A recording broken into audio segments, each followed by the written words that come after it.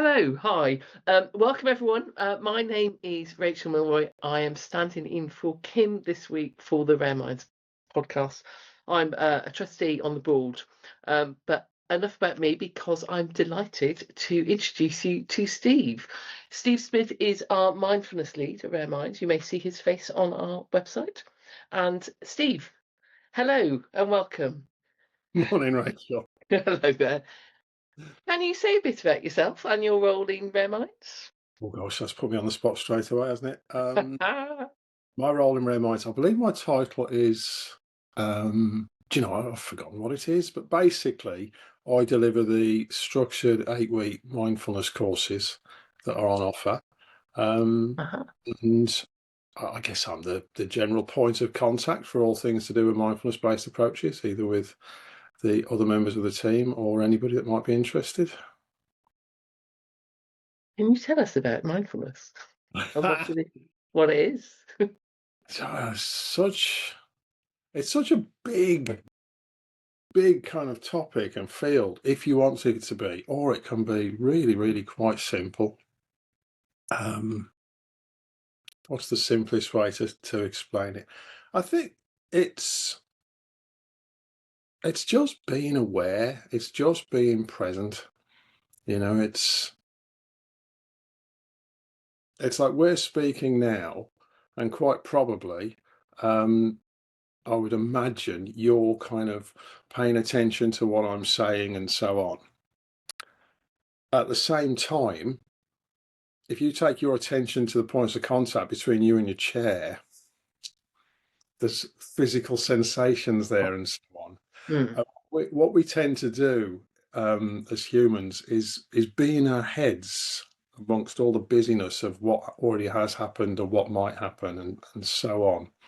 And we lose that aspect of experience through inattention. Okay.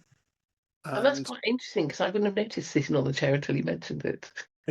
well, yeah, and I mean that's one example. So it's Yeah. just about waking up and being aware to our experience. And so what are the kind of health benefits or what's the usefulness of it?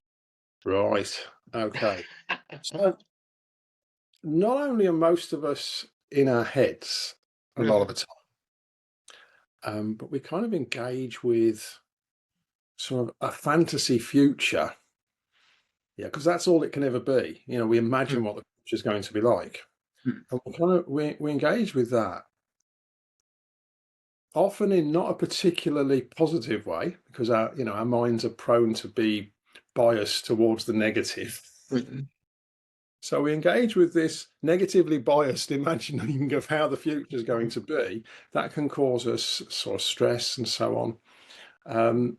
And coming back to right here, right now, through engaging and being aware of a sensory experience, like what it feels like to be sitting on the chair, that that's an intervention that interrupts all of that kind of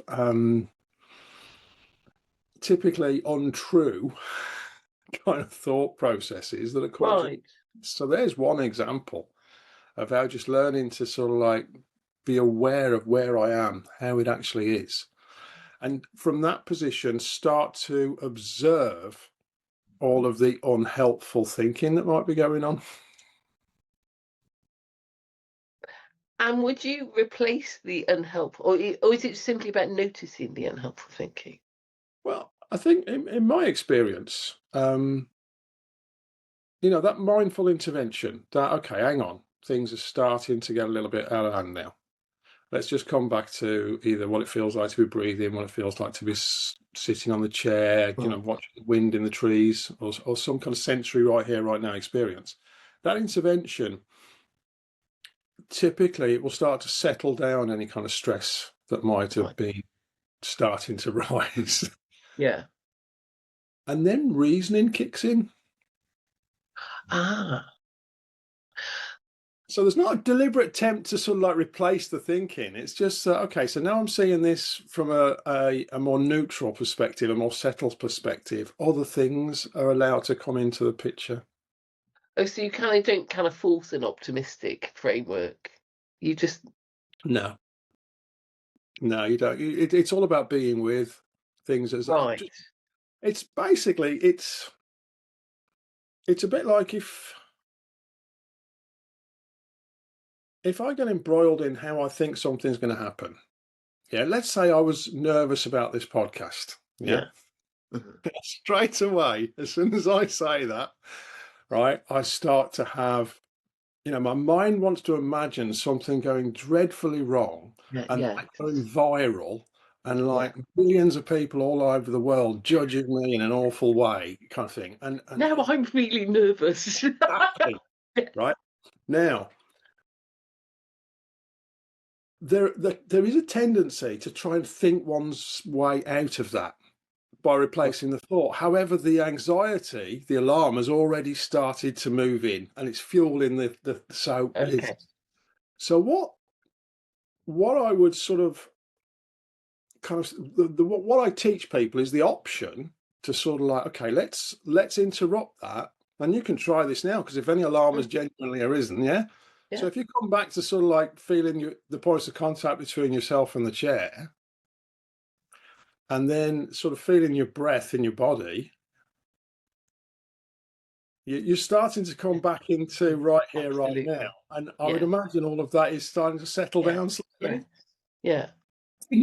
Keep going with, excuse me, keep going with that and develop that kind of skill Mm, to sort of like disengage from the unhelpful thinking, mm, come back to right here, right now. And then you go back to, and then reasoning kicks in. I mean, mm, we know mm, if this doesn't work out, mm, we can edit the things out that we wouldn't want to be out there. mm, mm, So mm. what I was getting alarmed about is never going to happen.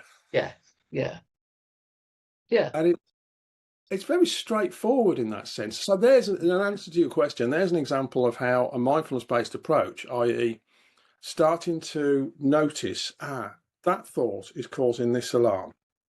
And even taking it a step further, because when we're talking about being aware, if you're genuinely feeling a bit alarmed about what could go wrong with this podcast, you can then sort of Mm, take attention into your body and notice what that feels like. mm. For me personally, it's sensations across here, a little bit in my Yeah. belly, Yeah. and then just breathe with and be with that rather Mm. than and so on. I mean, just to let you know, I do something along the lines of this. I'm in my sort of mid late 50s, so I'm a bit neurotic about my blood pressure. So I've got a blood pressure machine, and when it's high, I sort of sit and I breathe and I sort of calm things down, and I can notice my heart rate reduce. Then I take it again, and I'm in a normal range. I'm not on the edge of high blood pressure. Yeah. Because I'm a bit neurotic about my blood pressure, the moment I put it on my cuff, I'm like, it's my blood pressure, and then I can bring it down. It's like God, it's like magic. It really works. And I would guess that if you were to investigate what's happening when you're going, oh, my blood pressure, there's a thought. Yeah. You're imagining an outcome. Oh, that's true. Yes. So there you go. That fits with what I just explained before. Absolutely, yes. I'm a middle-aged woman. My blood pressure is going to be terrible. Yeah. Yes. Oh, that's And interesting. often these thought patterns, they go on. We all have them, and they go on without us being aware of them. Yes. Did you get into all of this? I injured my spine in my early 20s, Oh, and um, I just thought it'd get better. It wasn't anything major. I just thought it was a bit of backache, it'd clear up, and it never did. So right. I explored everything you could imagine. Well, not everything, but a lot of, first of all, conventional kind of Yeah. interventions and so on, and then into the more alternative ones. And I did actually try meditation, but that didn't work. So I moved on to the next thing and so on. And this sort of pain condition in my spine is ruling my life. Everything was about that. Am I going to be able to do this? Managing feeling however I felt about not being able to do things, and about that this doesn't seem to be getting any better, and constantly striving and searching for the fix, the thing that was going to make it Mm. all okay. Um, and one about 10 years into that, I came across one of the courses that I now teach. Mm. It was an earlier version of it. And it was, although it was the same as the 8-week course, very similar to the 8-week course we offer at Rareminds, the format was going away on a week-long retreat Mm. and with a group of other people, learning all about these approaches over that 1 week and just totally immersing myself into it. And there's nothing else there. It's a retreat centre in the middle of nowhere. And I kind of, about halfway through, I had an aha moment, which is like, okay, so I'm looking to fix this. It's not going to go away. The fix is actually learning how to live with it as well as possible. Right. Mm. And it's like immediately things shifted. Things became easier. So Oh, not wow. doing battle with it to try Yeah. and, here's this pain that I'm trying to push away. And then when I Yeah. run out of energy, it's overwhelming me. And it's like one or the other. And it's just Right. awful. And then all of a sudden it's like, well, it's there. How am I going to live with it as well as I possibly can? Mm. And sort of just over a period of time, sort of moving towards it, even sort of like holding it as well as possible, and sort of being with it as well as I possibly can. Mm. Um, and this was proving to be so beneficial to me. This is a real game changer for me. And I was sort of like, okay, so it doesn't have to ruin my life. If I can be with it, Yeah. And do you still live with constant pain? I wouldn't say it's constant. It's Mhm. always there. Well, Yeah. actually, I Right. contradicted myself, didn't I? It's always there. My relationship to it has completely changed, and that's the key point that we Right. change. These courses teach. They teach me as well. That's something wonderful about my work. Each time Yeah. I'm sort of like explaining and conveying these ideas to others, I'm revisiting them for myself. Yeah. Um, we learn how to change how we relate to the difficulty, the unwanted Mm. experience. And if we relate to it in a better way, Mm. in my experience, completely lessens and reduces how much it affects me. Right. So the pain is still there. The level is changed, So most days it's quite low. And because I manage it, because we see, this is interesting. It's not just how we relate to it, as in I'm in pain, how am I responding to that? When we start to become aware of things, we start to change how we are in the world, kind of thing. So you take the chair thing. If you sort of like regularly practice what it feels like to be sitting in that chair, the way we've just had a little go at, Mm. you might discover that actually this isn't the most comfortable chair for me, and Mm. change your chair. When attention goes to things, it's sort of like Yeah. they are revealed, and then we can choose how we respond Yeah. to what we're now aware of. Yeah. Yeah. So the way I manage my life is completely different to what it was. Back then, I'm refusing to not be able to do things, so I'm doing the things that aggravate the pain. Right. Yes. I'm Yeah. fully aware of what aggravates the pain, so I don't do those things. Right. Yeah. Now, that doesn't mean I can't still do things. It's like I Mm. still ride a motorcycle. I actually play guitar in a band. Mm. Mm. What I've done is change my equipment so it's lighter. Uh-huh. Uh-huh. Right. What I do now, I have no problem at all saying to somebody, "Can you carry that for me?" Right. Right. Yeah. No problem at all saying, I need to rehearse sitting down tonight." Mm. Mm. And so it's not just a completely different relationship to the pain, it's a completely different relationship to the world Mm. and how I am with my pain within the world. Yeah. Yes. Yes. Changing all of that means that this is a long answer to, oh, am I in constant pain? It's Yeah. there. It's Right. always there Yeah. to take Yeah. my attention to if I want to, but often Mm. I don't. Yes. If I do, it's in a completely different way. It's in a kind of Mm. compassionate, responsive way with Yeah. choice. Yeah. Yes. Yeah. And also there's something else, because with these approaches, one tends to lessen and reduce any tension in the body. Things Mm. just become calmer and gentler and easier. And that has an effect on pain levels, in itself. That's helpful. Now, I'm interested in that because of the sort of interplay between the nervous system, the parasympathetic nervous system, and the sympathetic nervous system, and how Yeah. you can nudge one over to the other. I think it's because I like to have a sort of a evidence sciencey, fact-based approach. Yeah. I mean, Google the scientific evidence of the efficacy Mm, of the approaches, and there's mm. mountains of it. It's Well, I think when I first came across these things, I was interested, and I'll pick up on later, that you said you tried meditation. yeah. Because I think I thought they were quite similar in my head, but anyway. Um, but I wondered whether I suppose there was a point where I used to think it was all a bit of a sort of a um it's the stuff of hippies, sorry to be so judgmental. And that actually a bit of scientific evidence makes me think, oh, actually there's more to this than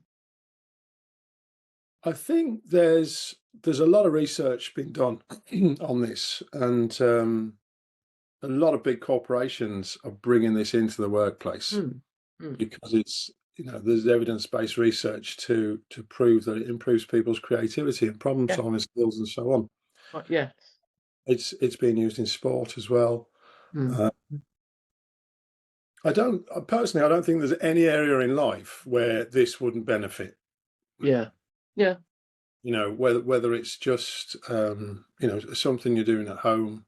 Mm, It's kind of common sense that if you're paying attention in a full way to the thing that you're doing, the thing that you're doing is going to benefit. mm. Tell me, what do you think is there an overlap between meditation and mindfulness? Or what is Oh it? yes, there is Yeah. there is a lot of. I mean, there's quite a lot of meditation in the structured 8-week courses. Mm. Yeah. The way they work is each week I introduce an idea, a mindfulness based idea, um, and that is so. Then people need to go away and they need to incorporate that into their everyday for that week. But Right. there's also a meditation that supports that idea, that people are Mhm. encouraged to just practice for like 10 minutes a day, hopefully twice a day. Mhm. And the one supports the other. A formal meditation practice supports one's attempt to sort of like bring that into ordinary everyday activity. Mm. Sort of exploring these ideas in ordinary everyday activity supports the Mm. formal meditation practice. So yeah, So you but said you tried meditation, but you didn't. I think it was my approach, because I Okay. was, at that time I'm looking for a fix. So I'm like, if I meditate, but my backache go away. Okay.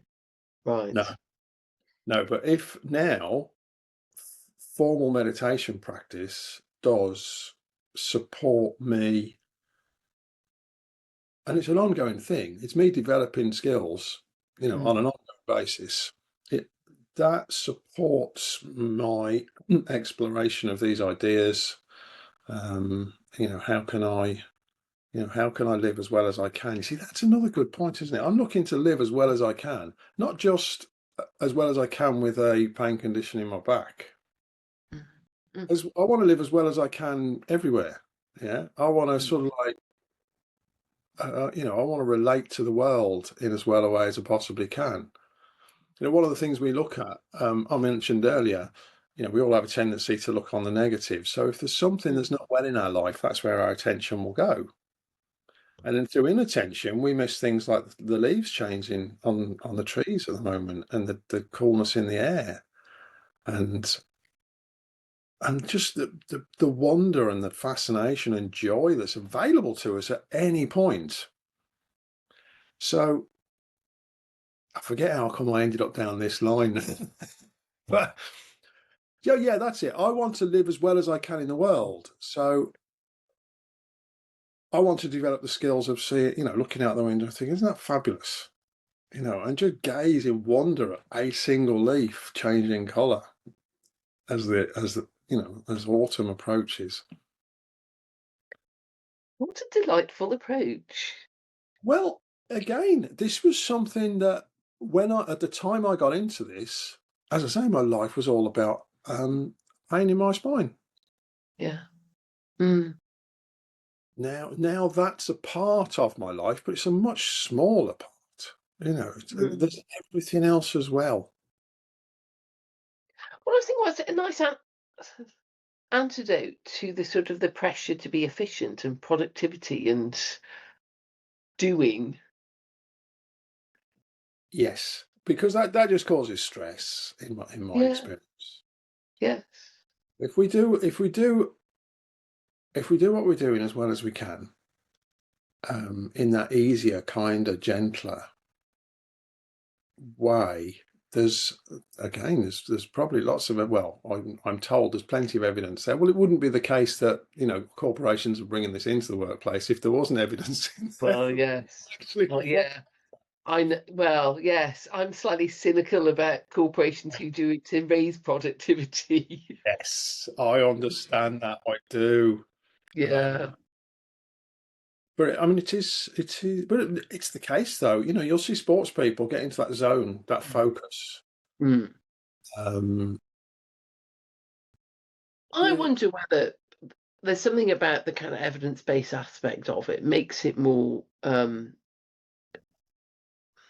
I don't know whether it's changed over the years, but I remember, and we're probably talking about 30 years ago, hearing on Radio 4 in the morning, they were saying that GPs were prescribing TM, transcendental meditation, as a sort of, and it sort of was a bit of a flash in the pan, and you never heard about it again.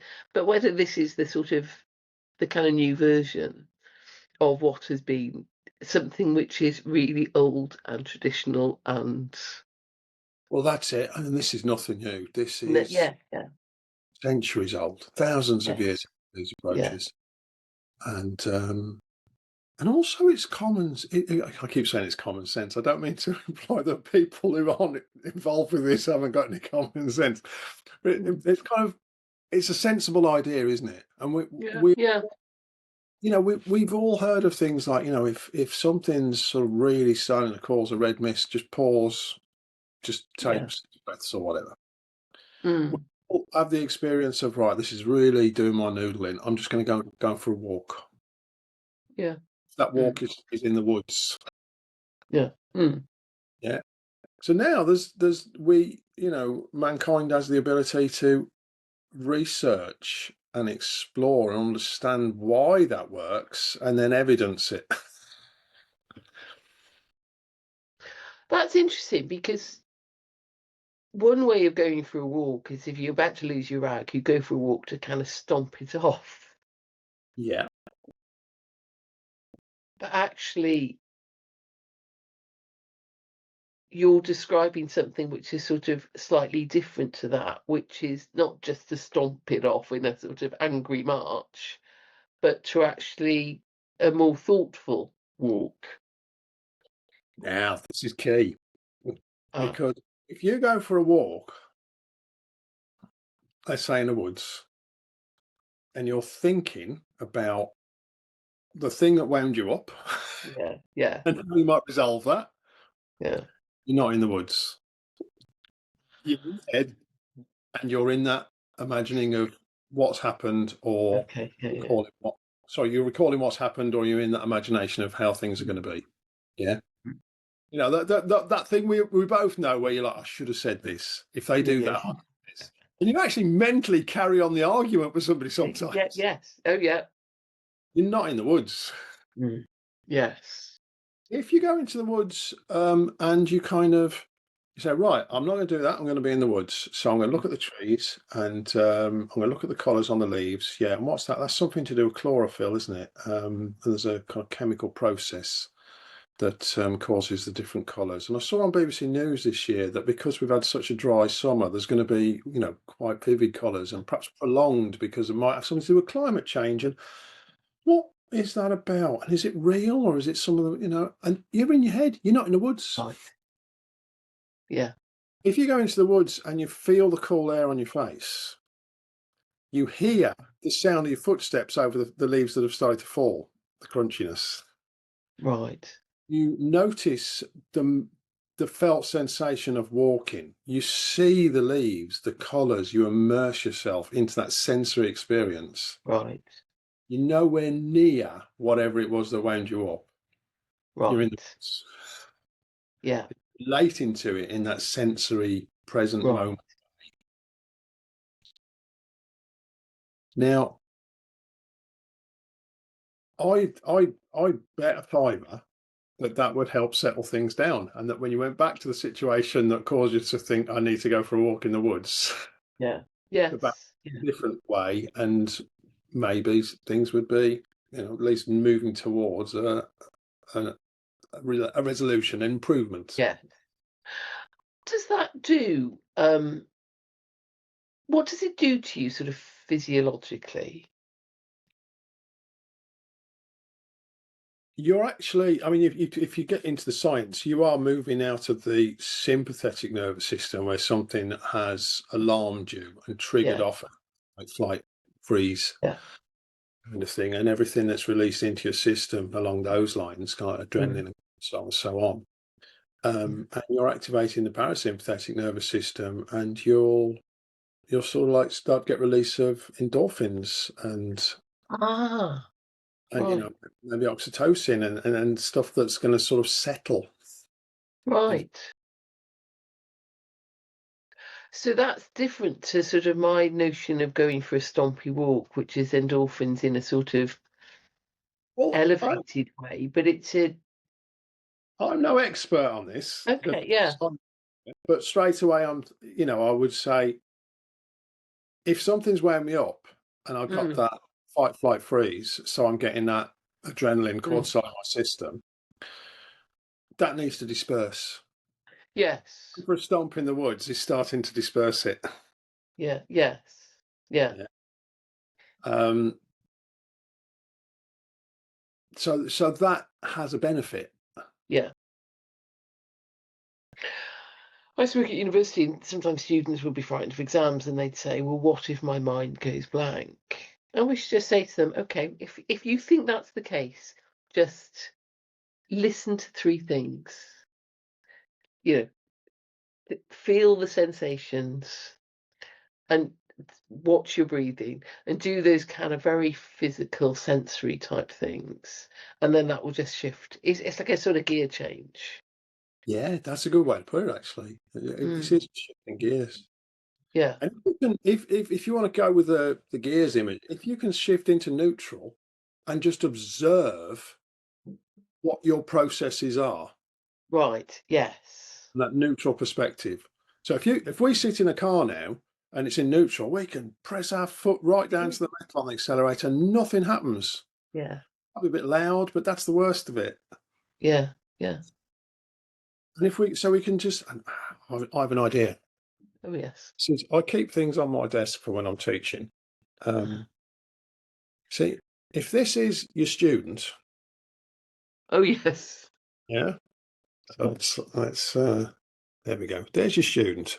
Mm, And this represents the thought that what if I go blank in the exam? oh, yeah, Yeah. Now, if the student can observe the thought just passes by. It was just a yeah, mental event that's not necessarily true, and it's over. right. If the thought comes along and the student buys into the thought, it then becomes more like a fact. Yeah, And you can imagine the kind of alarm that might arise if it was a fact that one's gone blank in an exam. yeah, That then fuels the thought and it starts to spiral in an unhelpful yeah, way. yes. Everything that is seen, everything that is perceived from within that thought that is now true. Whereas Right. if we can just Yeah, step outside of it and treat yeah, it. So now we're into like this idea of mindfulness of thought. Mm. Now, put those two, what you just brought into the mix, and this idea of sort of like, okay, so that's not necessarily true. It's Mm. just something my mind's made up. Mm. Let's go back into my body. Let's feel my breath. Let's maybe see a few things out the window. Mm. Mm. Temperature of the room. That brings us into the present. Yeah. And then there's this other wonderful thing about working with breath, which is breath is going to stimulate your parasympathetic nervous system. Mm. Yeah. Most of the time, not always. Mm. If you pay attention to your breathing in a sensory way, so not thinking about it, but just feeling it, it's Right. probably to do with your blood pressure, the kind of times. Yeah. If you place your hand on your belly, and you can try it now, if you just place your hand on your belly, and then the one of the skills is not to be striving for anything to happen. So just be patient, because this won't happen straight away. Mm. But eventually, you can just start to feel.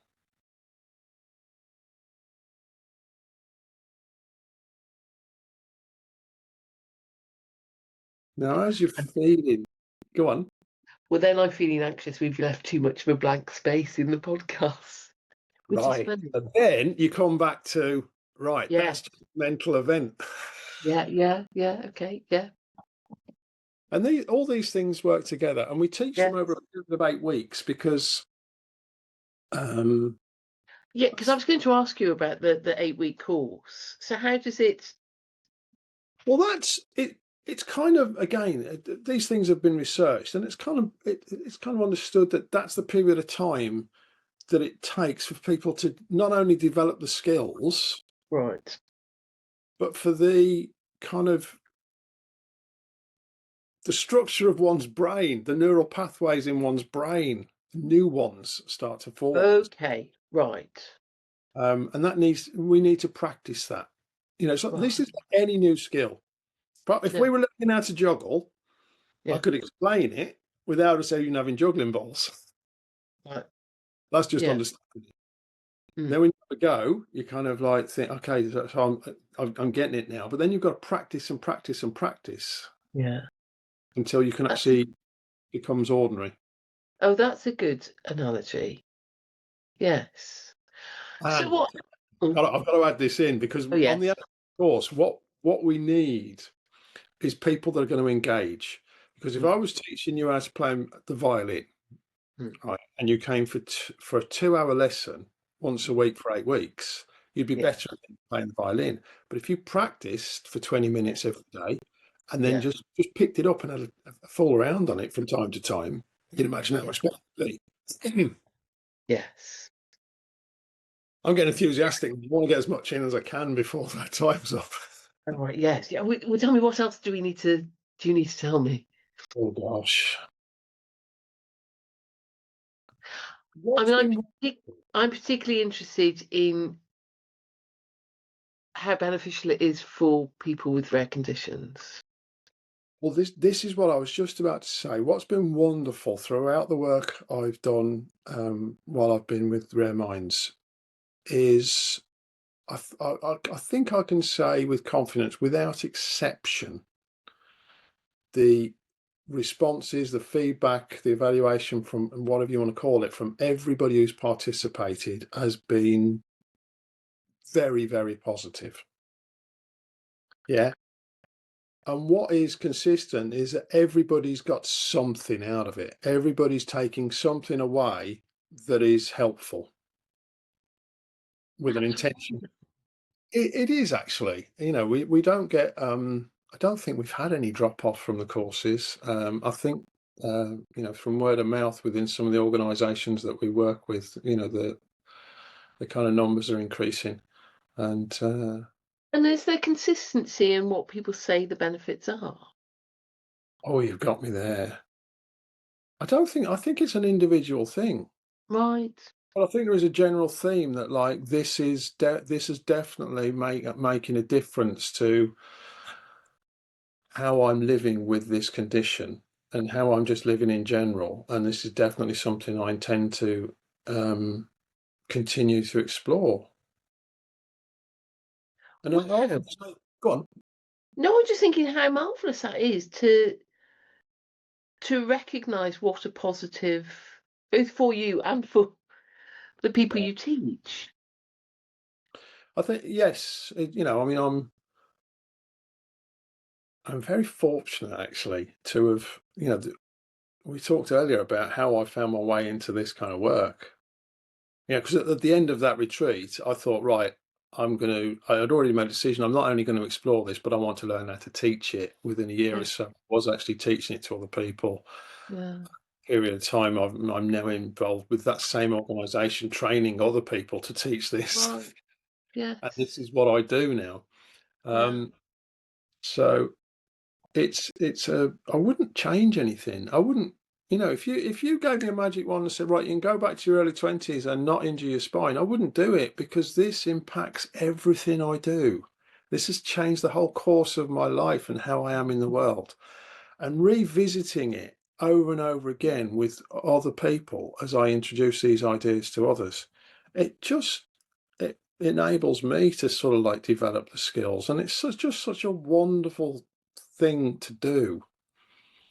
Is to sort of like be passing this on and spreading the word, as it were. You've you've made me totally enthusiastic. You must come to the next one. Oh, yeah. Am I allowed? You know, I'm sure there's going to be an event that you would be. Oh, wow. Yes.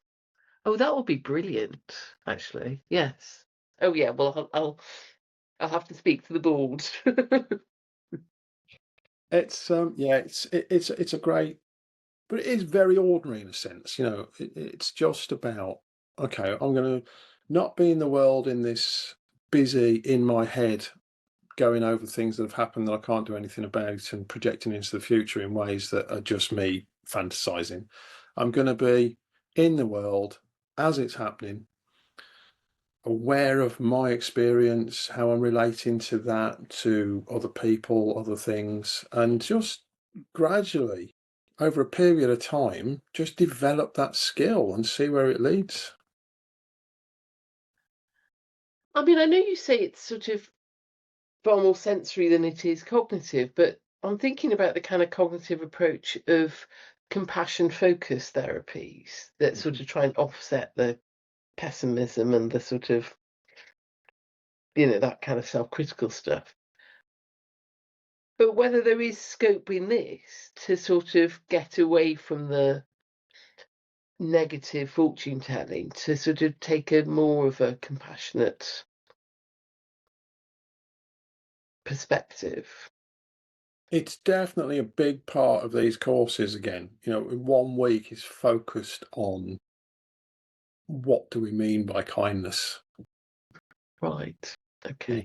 what is kindness? How kind are we to ourselves? Yeah. Are we,